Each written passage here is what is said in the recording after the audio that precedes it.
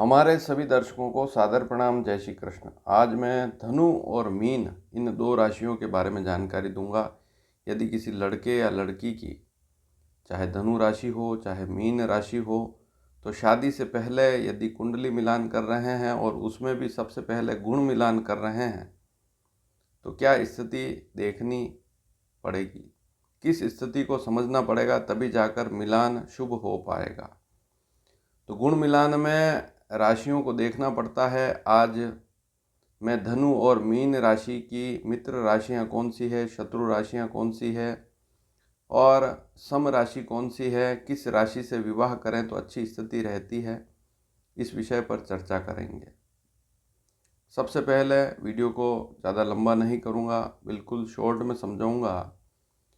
धनु और मीन ये जो दो राशियां हैं, 9 नंबर वाली धनु राशि और 12 नंबर वाली मीन राशि।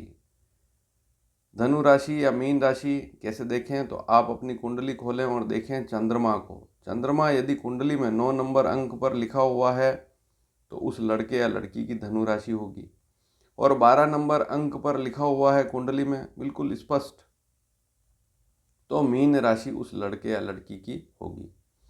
तो वहाँ चंद्र राशि देखनी है, सूर्य राशि नहीं देखनी है। तो कुंडली में चंद्रमा को देखकर आप पता लगा सकते हैं कि आपकी क्या राशि है। कुल 12 राशियां हैं। जिस अंक पर चंद्रमा लिखा हुआ होता है वही आपकी राशि होती है। लग्न कुंडली से भी पता लग जाएगा, चंद्र कुंडली से भी पता लग जाएगा, अन्य कोई कुंडली नहीं देखनी है। अब धनु और मीन राशि ये जो दो राशियां हैं इनका स्वामी कौन है? गुरु। बिल्कुल शॉर्ट में समझेंगे। गुरु इन दोनों राशियों का स्वामी है। तो गुरु के बारे में कहा गया है कि इसके जो मित्र हैं सूर्य, चंद्रमा और मंगल हैं। मोटे मोटे तौर पर देखें निष्कर्ष यही निकलेगा कि सूर्य भी मित्र है गुरु का, मंगल भी मित्र है और चंद्रमा भी गुरु का मित्र है। सम कौन है? शनि। ना शत्रु है न मित्र है, शनि। और शत्रु कौन है? शुक्र और बुध। ये दो ग्रह जो हैं ये दोनों ही गुरु के शत्रु हैं। अब सबसे पहले बात करेंगे सूर्य की। सूर्य मित्र है तो सूर्य की राशि कौन सी है? सिंह राशि। मान लीजिए आपकी धनु या मीन राशि है और आप यदि सिंह राशि से विवाह कर रहे हैं तो यहाँ मित्र राशि वाली स्थिति रहती है, मित्रता रहती है, शत्रुता बिल्कुल नहीं रहती है। अब सिंह राशि और धनु राशि का विवाह करें, मान लीजिए सिंह, कन्या, तुला, वृश्चिक, धनु, तो बहुत सी बार हम घर बैठे ही मिलान कर रहे हैं तो वहाँ भकुट देख लेते हैं। सिंह, सूर्य की सिंह राशि मान लीजिए किसी की है, आपकी धनु है मान लीजिए, तो वहाँ भकुट दोष देखेंगे, लेकिन भकुट दोष धनु और सिंह राशि में नहीं लगता है। मेरा सिंह राशि वाला वीडियो भी जरूर देखिए, 2 दिन पहले ही मैंने डाला है उसको भी जरूर देखिए, वहाँ पर भी स्पष्ट हो जाएगा आपको। तो धनु और सिंह राशि में भकुट दोष बिल्कुल नहीं लगता है। हाँ, नाड़ी दोष यदि है तो वह जरूर लगेगा, उस पर ध्यान जरूर देवें। उसमें भी बहुत सारी परिस्थितियां हैं, उसमें नाड़ी दोष भी मैंने वीडियो बहुत सारे बनाए हैं, प्लेलिस्ट में जाकर उन वीडियो को जरूर देखें। लेकिन इस वीडियो में एक बात और मैं बता रहा हूँ कि गुण मिलान तो प्रारंभिक स्थिति है, इसके अलावा गुण मिलने के बाद भी कुंडली मिलान को देखना होता है। तो ऐसा बिल्कुल ना करें कि केवल गुण देख लिए, कुंडली मिलान नहीं देखा। कुंडली मिलान को देखना सबसे पहले तो कुंडली मिलान को ही देखना चाहिए। कुंडली मिलान अच्छे ढंग से हो रहा है तो फिर अच्छी स्थिति रहती है। गुण कई बार हमने देखे, गुण तो पूरे मिल रहे हैं, 25 से ज़्यादा है, 28 से ज़्यादा है या 30 से ज़्यादा है, उसके बाद भी विवाह विच्छेद वाली स्थिति बन जाती है। तो आपने समझ लिया, सबसे पहली स्थिति सिंह और धनु राशि में कोई शत्रुता नहीं है। और भकुट के गुण तो जोड़ने का भी नियम है, 7 गुण। आपको जो गुण मिले हैं कंप्यूटर से उसमें 7 गुण और जोड़ सकते हैं। अगर भकुट दोष नहीं है तो गुण जोड़ सकते हैं। इसी प्रकार से सिंह और मीन राशि की बात करें तो सिंह, कन्या, तुला, वृश्चिक, धनु, मकर, कुंभ, मीन 8वीं राशि है। सिंह राशि से भकुट दोष कहाँ लगता है? जहाँ आपकी राशि से जिससे विवाह कर रहे हैं उसकी राशि दूसरी हो, 12वीं हो, 5वीं हो, 9वीं हो, 6ठी हो, या 8वीं हो, ऐसी स्थिति में भकुट लगता है। अन्य स्थितियों में भकुट नहीं लगता है, तो इस बात को भी नोट कर लें। और भकुट पर बहुत सारे वीडियो मैंने बनाए, उनको ज़रूर देखें। भकुट 3 प्रकार के होते हैं, द्विद्वादश, नवम, पंचम और षडाष्टक। सिंह और मीन राशि का भी विवाह कर सकते हैं। यदि भकुट दोष को देख रहे हैं तो भकुट दोष इन राशियों में नहीं लगता है, नोट कर लें। अब चंद्रमा की बात करें तो चंद्रमा की कर्क राशि है। कर्क और धनु में भकुट दोष नहीं लगता है। कर्क, सिंह, कन्या, तुला, वृश्चिक, धनु 6ठी राशि होने के बाद भी, धनु से कर्क 8वीं है और कर्क से धनु 6ठी है, 6ठी 8वीं राशियां होने के बाद भी राशि मित्रता है, क्योंकि चंद्रमा कर्क राशि का स्वामी है। मान लीजिए लड़का या लड़की जो भी है उसकी कर्क राशि है और आपकी धनु राशि है, तब भी भकुट दोष वाली कोई स्थिति नहीं है 7 गुण जोड़ने में। हाँ, मीन राशि है तो कहीं कहीं शास्त्रों में लिखा है कि कर्क और मीन राशि का विवाह करते हैं तो भकुट लगता है। तो यहाँ एक बात और ज़रूर नोट कर लें कि यदि कुंडली मिलान बहुत अच्छा हो रहा है, नाड़ी दोष नहीं है, तो कर्क और मीन का भी विवाह हो सकता है। विशेष बात यह है कि यदि लड़के की कर्क हो तो और अच्छी बात है, लड़की की मीन हो, लड़के की कर्क हो तो वहाँ भकुट और हल्का पड़ जाएगा। अब बात करें मंगल की, तो मेष और वृश्चिक राशि है मंगल की।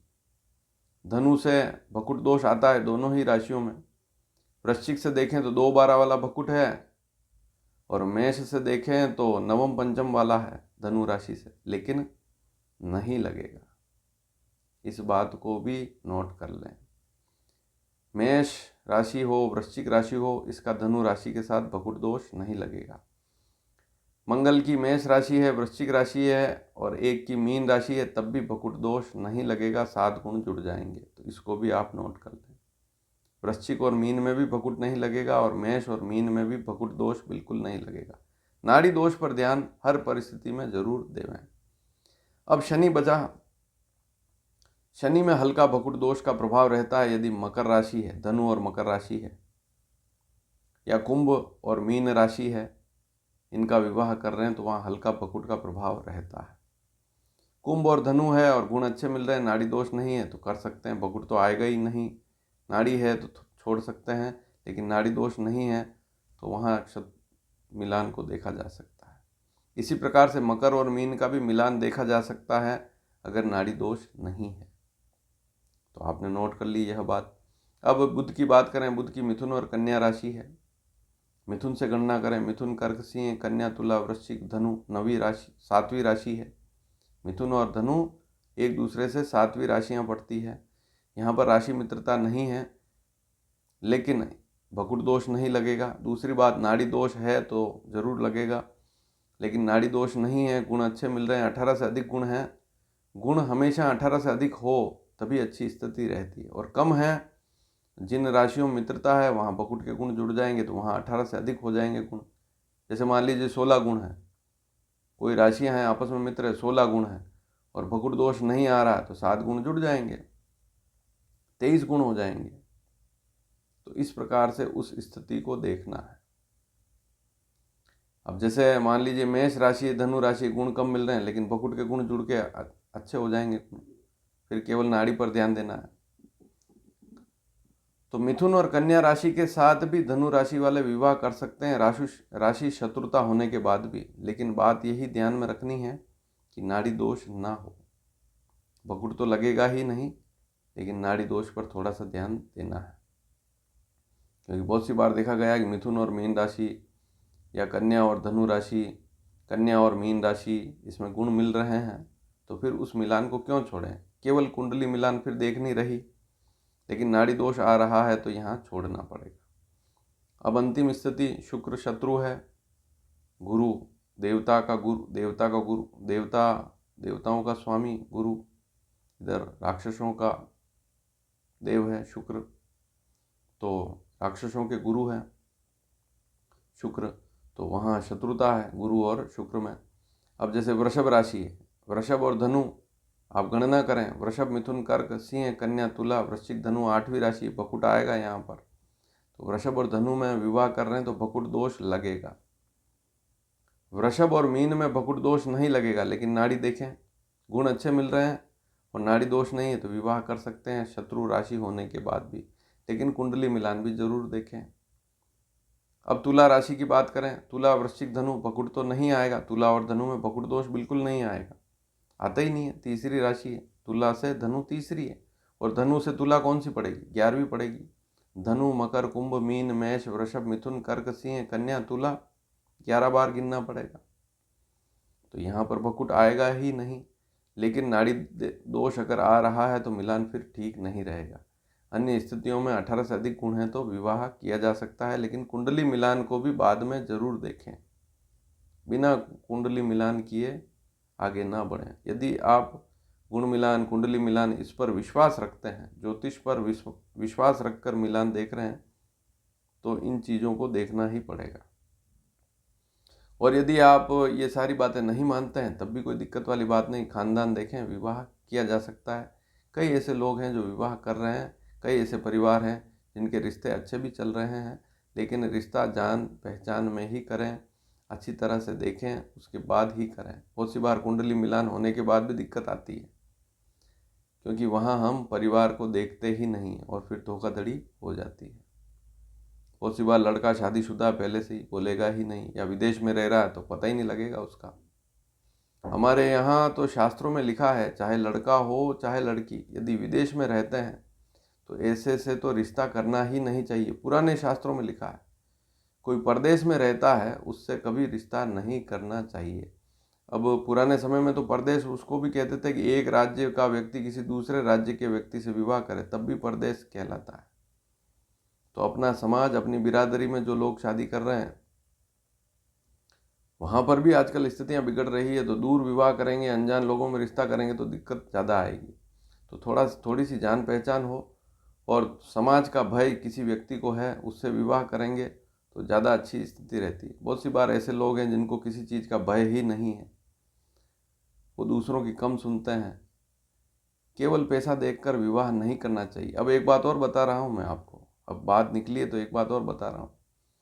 ज्योतिष शास्त्र में यह भी लिखा है कि बहुत ज़्यादा धनवान व्यक्ति है तो वहाँ पर भी विवाह नहीं करना चाहिए, पुस्तकों में लिखा है, ये मैं नहीं कह रहा हूँ, ज्योतिष शास्त्र की मुहूर्त की पुस्तकों में लिखा है।